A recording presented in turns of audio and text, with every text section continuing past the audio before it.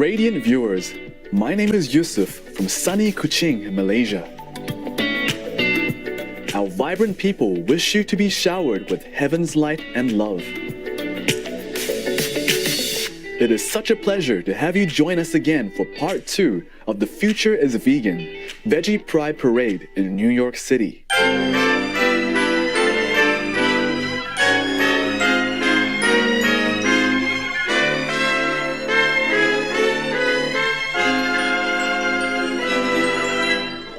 Vegans and non-vegans alike descend onto New York City to celebrate, to showcase vegan power, to demonstrate what a vegan lifestyle is, to entertain and to educate the public about veganism.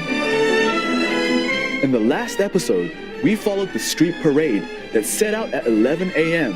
and attracted a huge crowd of vegans and the veg-curious community. The procession arrived at Union Square Park during lunch hour, which was a perfect time to enjoy some delicious vegan food and get energized for the remaining programs. A stage for the speakers and performers had also been set up. The Veggie Pride Parade in New York City is a forum for ideas. We're talking about the virtues of being a vegan. Every year, the event organizers work hard to compile a list of speakers in order to keep up with what's going on in the vegan community. The speakers range from vegan elites who play key roles in driving recent events, to grassroots leaders and people running vegan businesses, to media and professionals. It's very informative to hear about veganism from different perspectives, covering issues such as environmental protection, animal agriculture, and nutrition. Today, we will showcase some speakers from the Veggie Pride Parade of recent years. First, let's hear from Fred Beasley, who has been making inroads for Meatless Mondays in NYC schools. Meatless Mondays is the initiative kicked off in New York City, again, by the mayor de Blasio, the Brooklyn Borough President Eric Adams, as well as the NYC school chancellor. And again, the goal is to cut down that carbon imprint, to get our kids in New York City to understand how beneficial it is to start to eat less meats, to eat less things that actually can contribute to heart disease, that contribute to cancer, that can contribute to diabetes. What we found is that this generation of children in New York City and also around the world are the first generation predicted to pass away before their parents because of lifestyle choices. That number one lifestyle choice being the foods that we consume. So again, NYC Hip Hop is Green is on the front lines, making sure that our kids understand that they have choices when it comes to what they put on their plate and what they consume, and also working with politicians, community organizations, and again, surrounding our youth with love and letting them know that there's more to life than McDonald's, Burger King, and things of that nature.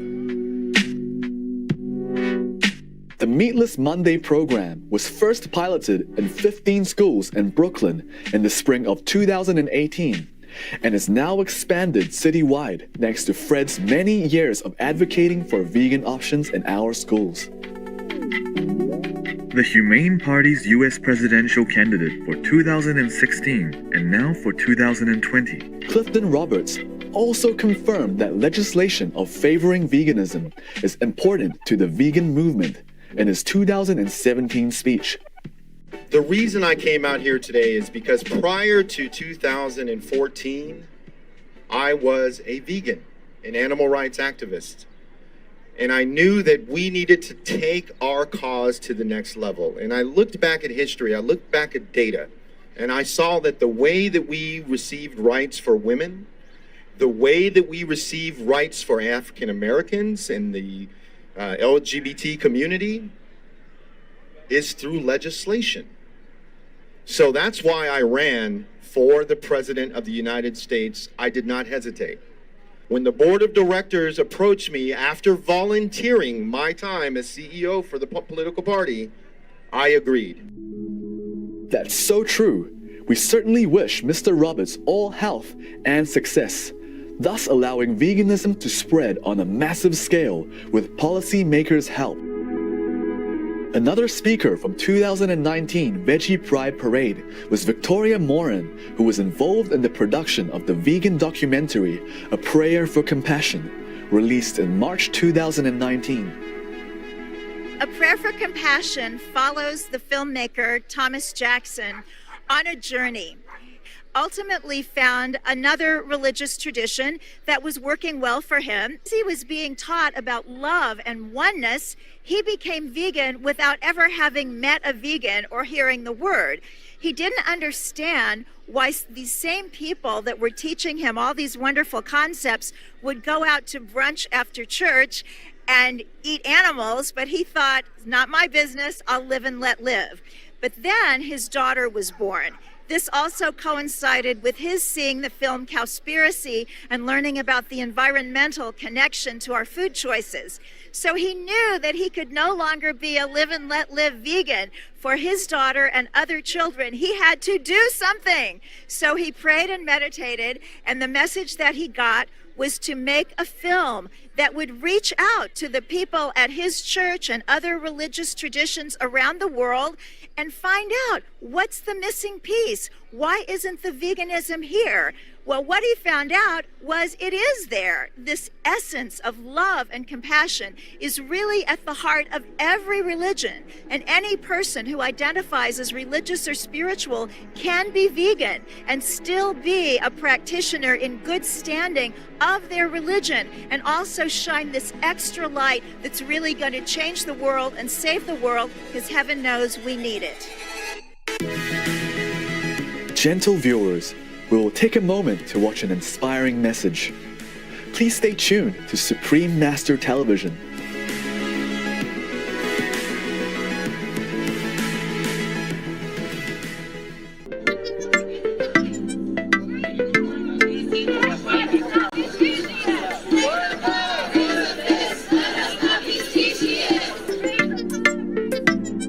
Welcome back, enlightened viewers.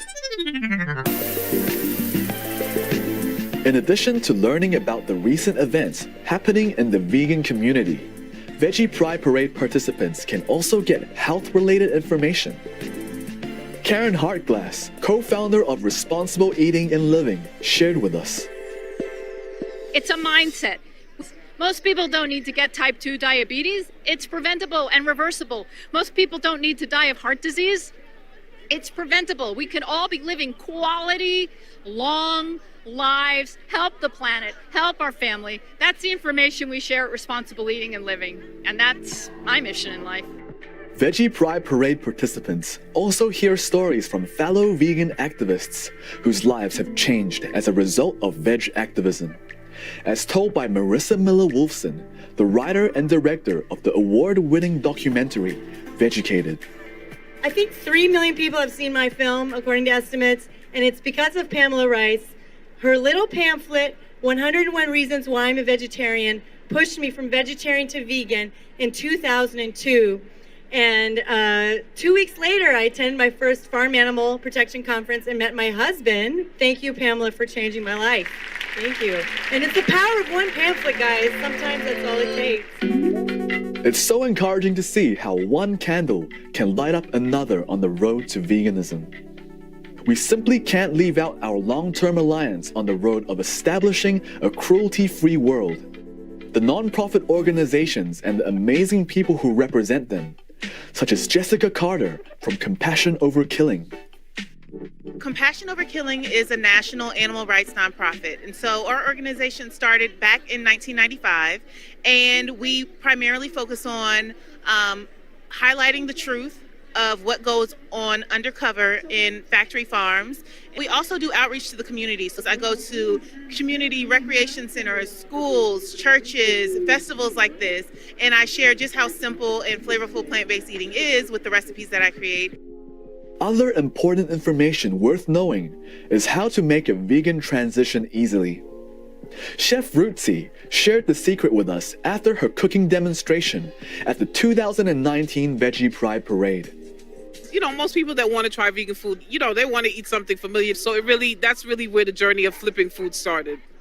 I really fell in love with just doing that because it definitely is a door opener for people that want to transition. It really helps people to transition when they see something familiar. And so that's one of the main missions of Veggie Grub, to really help people to learn how to transition.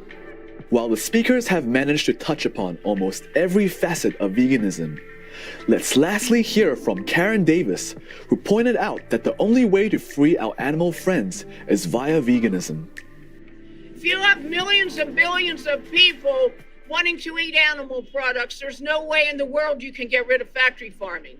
So remember that each one of us makes a choice to decide whether we're going to have a violent relationship with our fellow creatures, chickens, turkeys, pigs, goats, all of them, cows, or whether we're going to have a compassionate, respectful, and just relationship with our fellow creatures, these animals. We want to create a day when one day the term farm animal is obsolete because there will be no more animals raised for food. Thank you, all the speakers, for your inspiring words and for sharing the progress of your efforts, empowering us to keep up the momentum. Until we meet again next year, for more information about Veggie Pride Parade in New York City, please visit www.veggieprideparade.org. Blessed viewers, thank you for joining us for today's program.